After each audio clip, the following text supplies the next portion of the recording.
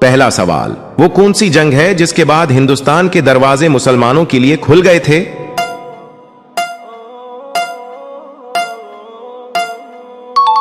جواب، ترائن کی جنگ کے بعد جس میں پرتھوی راج مارا گیا تھا۔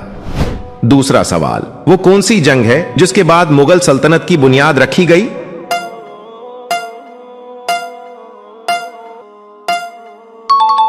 جواب، پانی پت کی جنگ کے بعد۔ اگلا سوال، محمد بن قاسم نے سندھ کب فتح کیا تھا؟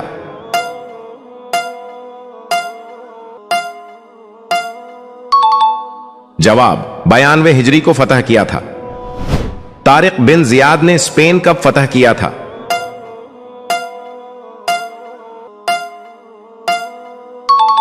جواب، 711 عیسوی میں فتح کیا تھا۔ حضرت خالد بن ولید رضی اللہ عنہ نے رومیوں کو کس جنگ میں شکست دی تھی؟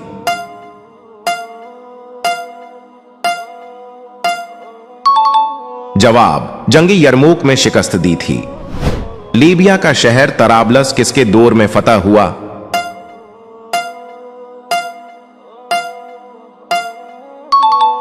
جواب، حضرت عثمان بن عفان رضی اللہ عنہ کے دور میں۔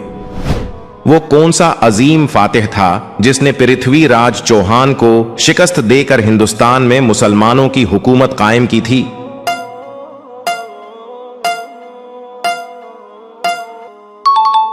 جواب، شہاب الدین غوری نے۔ اندلس یعنی اسپین اور پرتگال پر مسلمانوں کی حکومت کتنے سال تک قائم رہی؟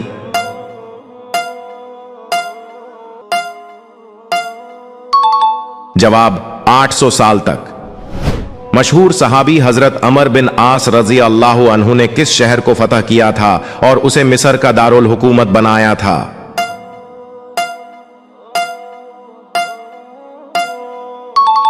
جواب، اسکندریہ شہر کو۔ وہ کون سا معرکہ ہے جس میں حضرت سعد بن ابی وقاص رضی اللہ عنہ نے ایرانی فوج کو شکست دی اور ایران کو اسلامی خلافت کا حصہ بنایا؟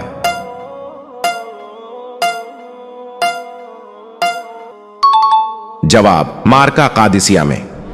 حضرت خالد بن ولید رضی اللہ عنہ نے رومی فوج سے کون سا علاقہ چھینا تھا؟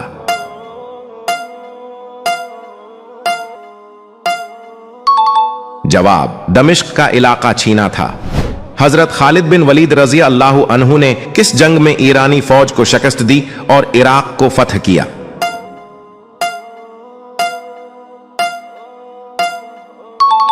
جواب، معرکہ ہیرا میں۔